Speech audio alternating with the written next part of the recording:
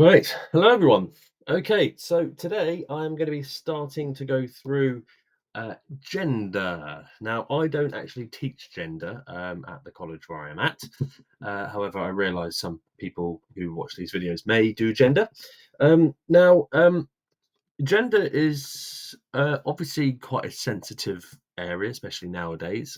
It's become much more sensitive since AQA released the spec, but I'm going to be teaching it as it is supposed to be taught. Um, Sex and gender. Now, let's have a look. This is the first bullet point we're going to be looking at today. It's a pretty short one, I think. It's quite a simple one. Sex and gender. So you need to know what sex and gender is, the actual definitions, which people get wrong all the frigging time.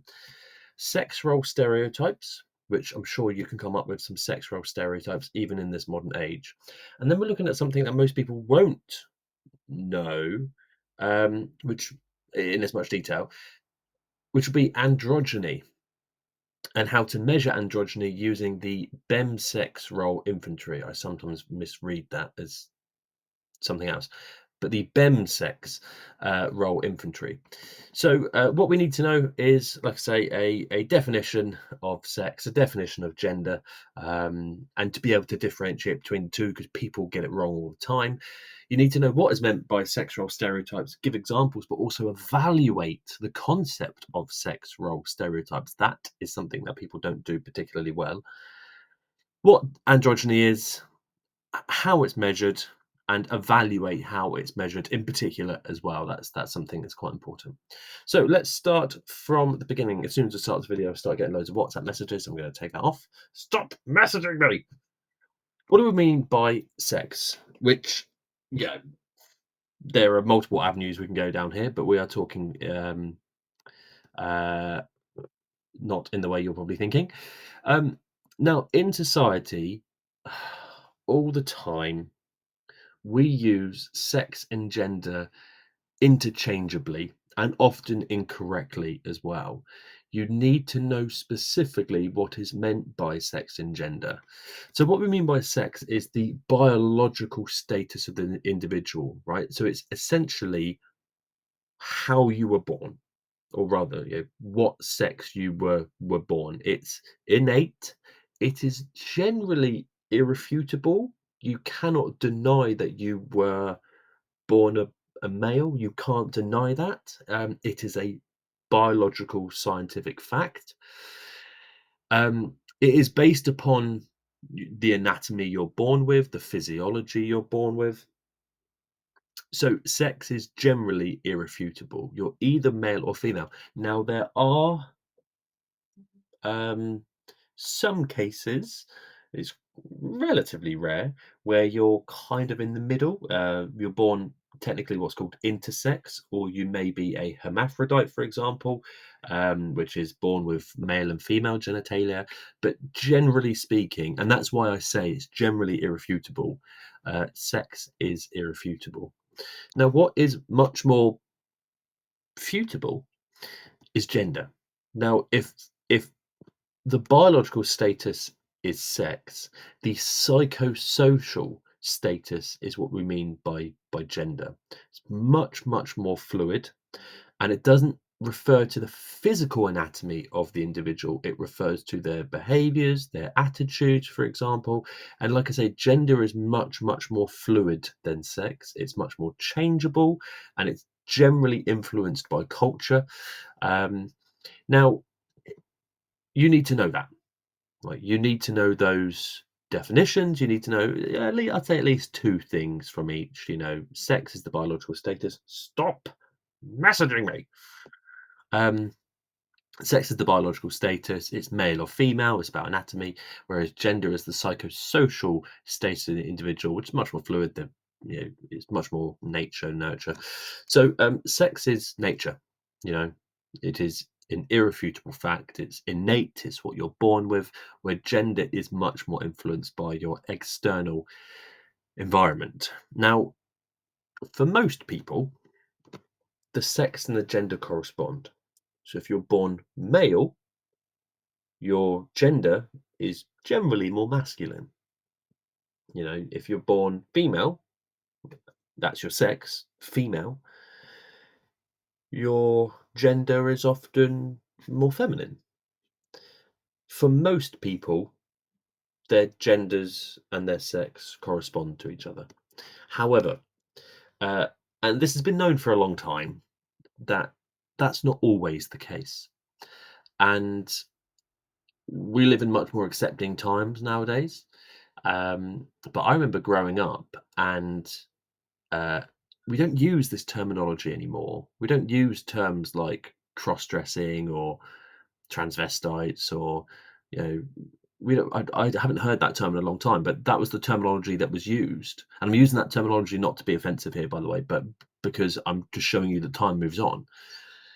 But there's always been males who haven't quite felt comfortable in a masculine body or a male body, and there's always been females who have always been uncomfortable being identified as a girl or a woman. We've known this for a very, very long time, and it's always kind of been a disorder as such. Now, it is seen, I think it is kind of seen less as a disorder now, but technically it is still considered a disorder. Technically, gender identity disorder. Whether it's going to be one in the DSM-6 when it comes out, or the DSM-7 maybe, probably more that, I don't know. But there is a disorder called gender identity disorder where your sex and your gender do not quite correspond. Now, obviously, you know, when I started teaching, there was obviously I've always taught trans students, but there was maybe one per maybe one per year, maybe in psychology. And generally now it's kind of one or two per class because that social stigma has kind of come down quite a lot. But anyway, that's a discussion for a different time. Well, I want to move on to now. You can't evaluate this. Not really. So you're not really going to get any, as far as I can see, you're not really going to get any evaluative AO3 questions here. It's mostly going to be what is meant by sex, what is meant by gender. That's the more questions you're going to get. One or two, three markers possibly. Where you may get more questions is the sex role stereotypes. Now, we know stereotypes of males and females. If I were to say, what is a male stereotype, you're probably going to go, be more aggressive, uh, be more, certainly more physical aggressive, play sports, for example. Now, stereotypes sometimes have a grain of truth to them. Often they do, but quite often they don't as well. So if we have a look at what stereotypes are, again, you may need to know the actual definition, so make sure you got this down. But they're the shared experiences within a society about the expected behavior of men and women. Now, you may have to, and I'm speaking now in 2024, when there was a question where you had to give two sex stereotypes, one for male, one for female. And some of the answers were shocking. Now, stereotypes are generally they're fixed, but they're ever changing. I know that's quite paradoxical. That's quite contradictory. But eventually.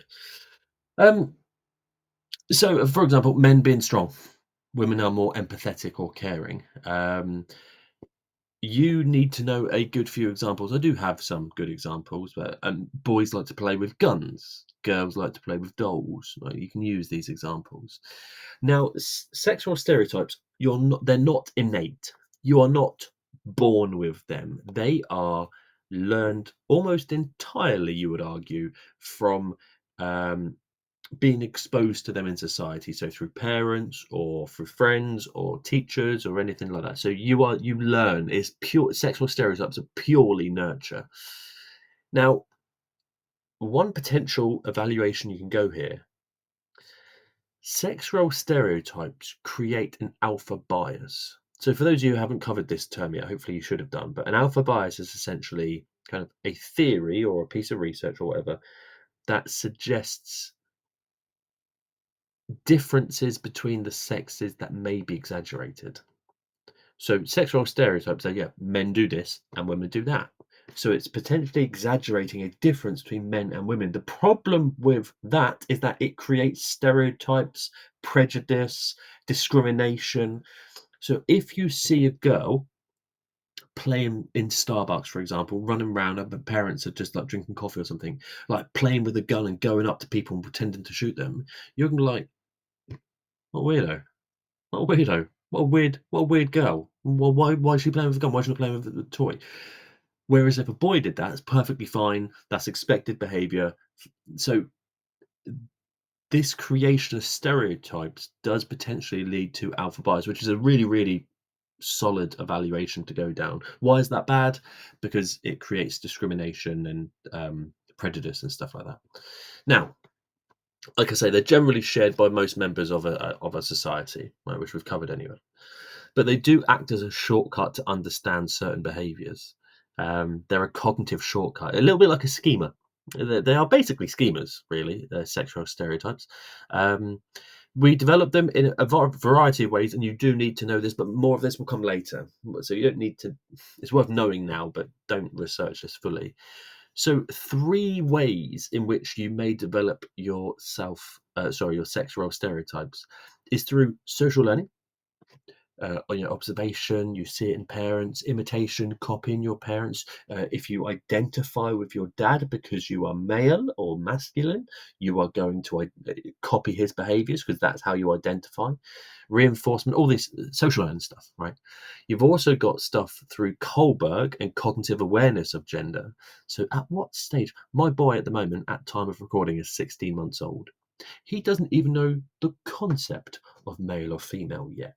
So when does he become aware that that person with stereotypically longer hair has different genitalia to him or is expected to act in different ways? At what age does he? Hopefully, you're aware now that men and women act differently, and this isn't me teaching you. Um, but at what age will he become aware that actually she is meant to act differently? My niece does my head in because she calls my cat he all the time, but Bella is female. So it really irritates me. What's he doing? Well, she is eating food. How many more times do I have to tell you? Anyway, it's a different issue. Um, so moving on. And then you've also got Freud, sorry, which is a whole other heap of mess that we'll go through. But essentially, boys identify with boys because they want to sleep with their mums. So, in terms of evaluation, it's pretty simple. There's some easy ones here. The first one you should go for: where is there evidence here? Now, I've got a couple of short pieces of research. Farnham and Farringer found that in adverts they generally do stereotype. So, if it's fairy liquid, it's always the mum doing the washing up. It's always the mum doing the washing up. If it's, I don't know, like a mechanic or something, it's always male. There's always a male mechanic. You rarely see a female mechanic on an advert or in TV shows. It's very rare. It's very rare. The other one as well is Renzetti and Curran found that teachers actually reinforce sex stereotype behaviors. Now, what is a stereotype at your level for boys and girls? Boys are lazy. That's a stereotype. That's a big time stereotype. Comparative to females and girls and women, boys at A level are lazy. They're apathetic to their education. They don't really look that far ahead in terms of like, what do I want to do? And they don't really have a plan. They're arrogant in terms of like I would call it they're academically arrogant. They think they can walk into an exam. Now that's a stereotype. Now teachers reinforce that. If we're having a discussion and about a boy, like the teachers in our workroom, and we're getting really annoyed about it, someone will be like, "Oh, you know what boys are like? They're lazy at this stage." Whereas if it was a female student, I wouldn't stand for that. In fact, I might pull the female student aside and be like, "Why are you lazy? I'd understand it if you were male and you're being lazy, but why are you, a female, being lazy? You should be much better." And so females who are lazy really irritate me. Anyway, so a couple of pieces of research. However, there is obviously, in your lifetime, the rise of gender neutrality. So I remember Toys R Us, rest in peace. I remember Toys R Us. You'd walk down the it was the worst place for gender stereotyping. You'd walk down the boy aisle and you would know you were in the blue aisle. It was the blue aisle. It was the gun aisle. You just looked at it and it would just be like, holy shit, everything is blue. You'd walk down the female aisle, the girl aisle, and it would just be disgustingly pink the whole way down. All dolls, all not a gun in sight. Toys R Us is dead now. And there is a rise of gender neutrality in terms of I'm in a room at the moment with like a kind of seashell egg color. Perfect for nurseries. It's neither blue, it's neither pink. Um, uh, so you can argue sexual stereotypes is progressively lacking temporal validity. Every year that goes by, boy color being blue and girl color being pink is becoming less and less relevant now. In fact, it's quite offensive to say that. It's quite offensive to say that nowadays.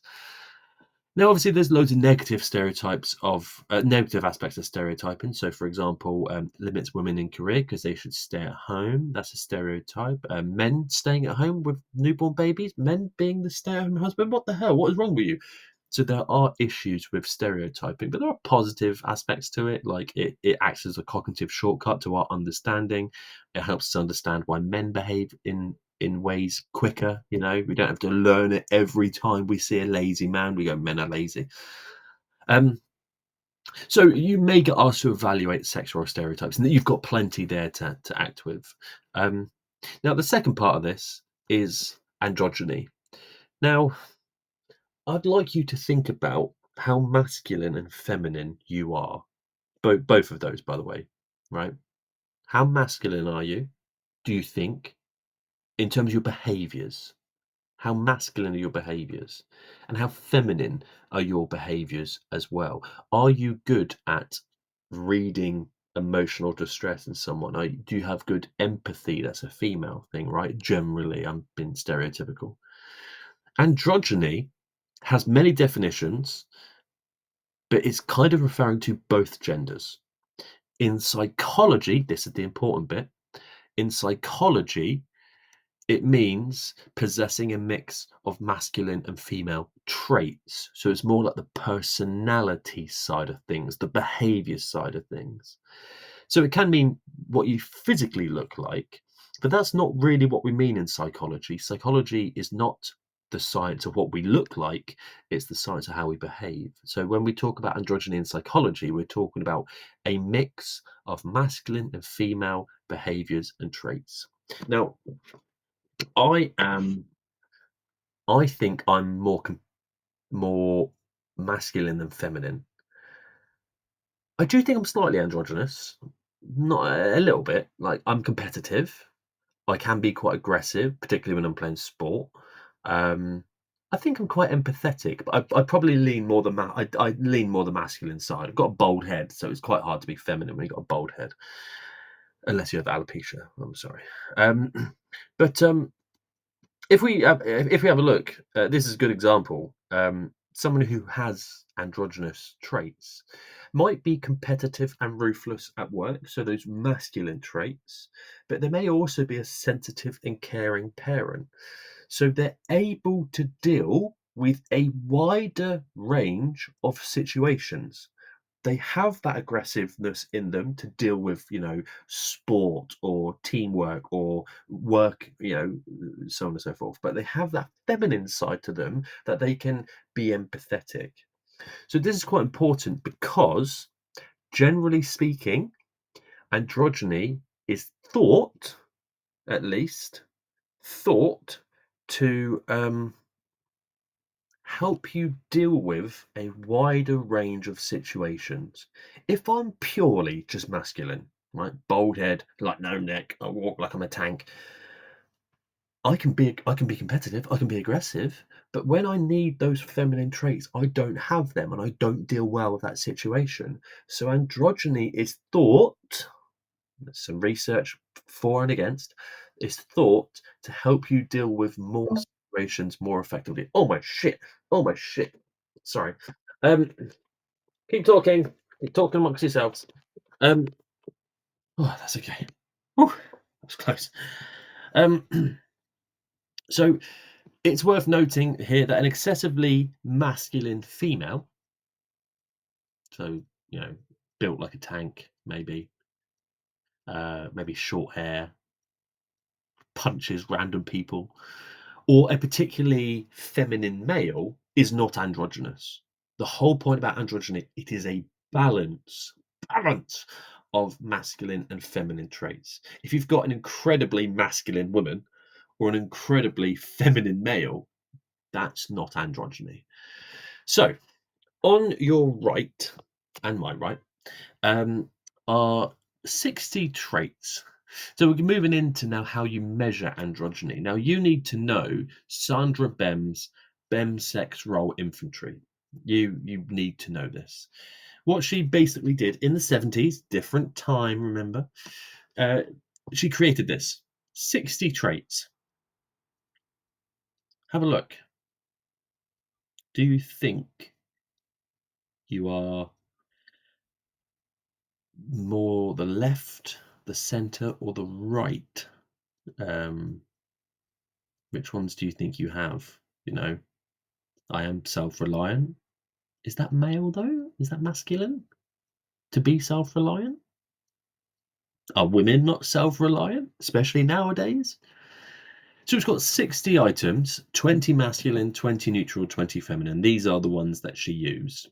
She got participants to rank themselves on a 7-point scale from 1 to 7. 1 was never true. So if we look at number, I don't know, 37, dominant, for example, if you are never dominant in a situation, you're quite meek, you're quite introverted, you're quite maybe quiet and shy, you'd say 1 or 2. Whereas if you are you're an idiot. Well, actually, no, that's a bit harsh. If you are, you believe everything that everyone says all the time. You'd look at gullible.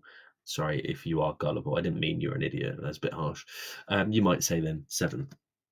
So scores, and this is what you need to know, scores are classified on 2 dimensions, basically how masculine and feminine you are, but also how androgynous and undifferentiated you are. And then that was split into 4 scores.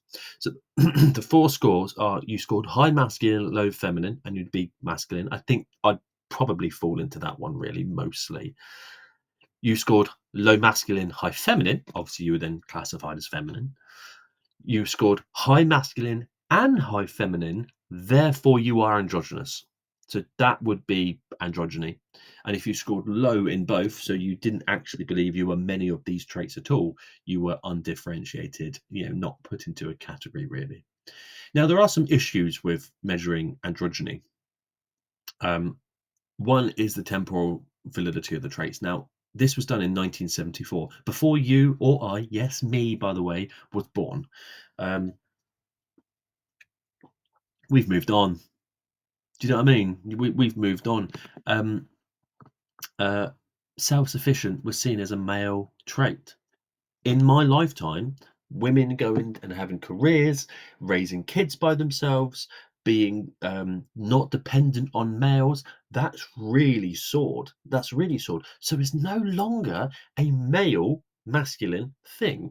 So there are issues with temporal validity because the concept of masculinity and femininity is constantly evolving, all the time, constantly evolving. And 2 examples which I would use here, by the way, is, and this is an actual term, ladettes. So, masculine females, maybe they like to go to the races, they like to bet, they play football, for example, they're considered ladettes. And you've also got the rise of, and this happened during my generation when I was at college, metrosexuals. Metrosexuals are males who take particularly care of themselves in a grooming sense. Um, Before I was at college, males didn't wear makeup. They did not care for their physical appearance. They just woke up and got out of bed and cracked on. But you do get males now who have skincare routines. That didn't happen in 1974. The words skincare routine was ridiculous 10 years ago, let alone apply to men. So the fact that men now have got skincare routines, um, I think shows you that there are issues with defining, masculinity and femininity because they're changing all the time. Masculine is not now meant to be you're supposed to beat everybody up and show you're the dominant one. It's not the case.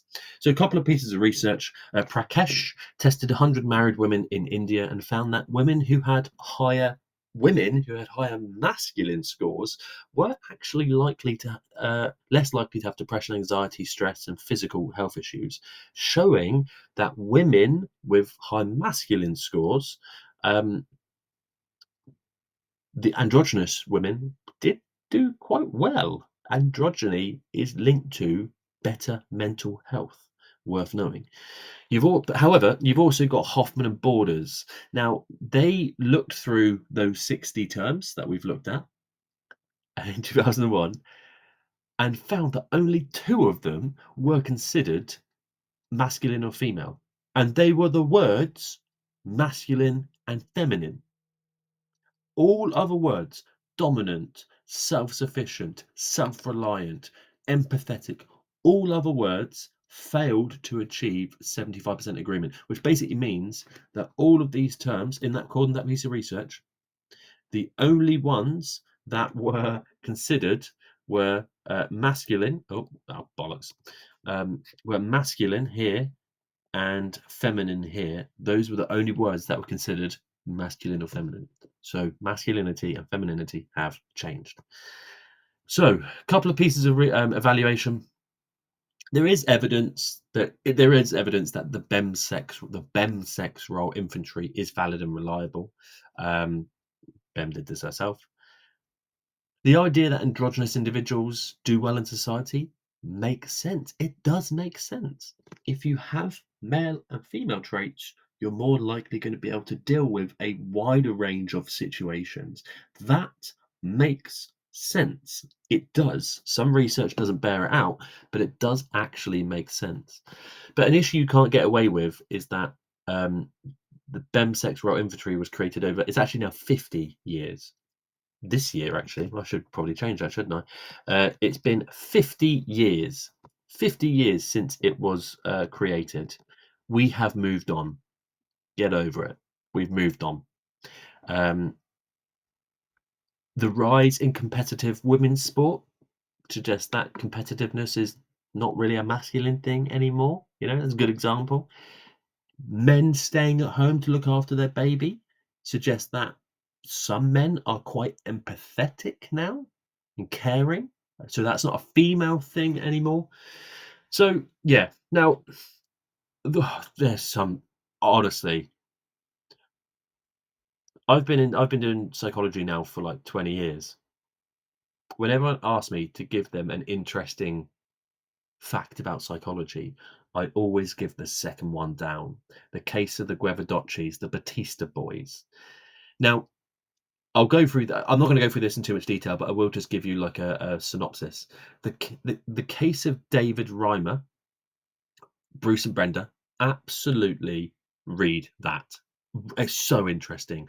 Two boys are born, they're being circumcised. One has an accident during the circumcision and basically has his penis cut off. So the parents go, you know what? Let's just raise him as a girl. He had reconstructive surgery, vagina put in, all this stuff.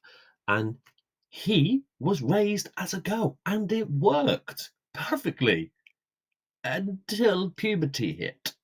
And then it all went downhill. It's quite a tragic case, actually, but both of them ended up killing themselves. But you should definitely. It's a fascinating piece of research. The case of the Guevardoccis is a genetic mutation where girls are born, they have vaginas, and they are girls. They are raised as girls, and then at puberty they turn in every way possible into boys. Their vaginas close, they sprout normal sized penises. They're perfectly okay with this because it turns out they were boys the whole time, but their genitals hadn't come out yet. right? They've missed a vital stage. So it's really, really interesting. So that then is the case of, well, what actually is sex? If you're born a girl and that's supposed to be irrefutable, but then you turn into a boy, surely it shows that it's not a case of just girl or boy, male or female. So it's interesting. And at the time of writing, the Olympics finished yesterday, 2024. The Olympics finished yesterday. And you had a boxer who was very high in testosterone, female boxer, very high in testosterone. She won the gold, Emaine Khalif. Um, there are quite a few sporting controversies, and we as a society are going through this at the moment. There's quite a few sporting controversies where you've got excessively masculine women who are dominating sport. Casta Samaya was one from my generation. Emaine Khalif will be this generation's, um, who are dominating sport basically. So it does raise the question: what is sex and gender? Now, in terms of exam questions, these look, you're not going to get massive questions here. They've never gone beyond 8 markers. I don't think they're going to give you a 16 marker. 8 markers do come up quite a lot, as you can see here. You've got 2018 discuss BEM's research into androgyny, sexual stereotypes. So it's worth having a crack at this. You've also got this being a risk as well. Um, Good old Patrick works as a head baker. How, if he's androgynous, how is that going to benefit him? So it's the application side of things. Anyway, I hope that was useful. That is sex and gender, a relatively straightforward point. But the next one we're going to be going through is looking a bit more technical at the role of hormones and chromosomes in sex and gender. So we're going to dig a little deeper. Peace out.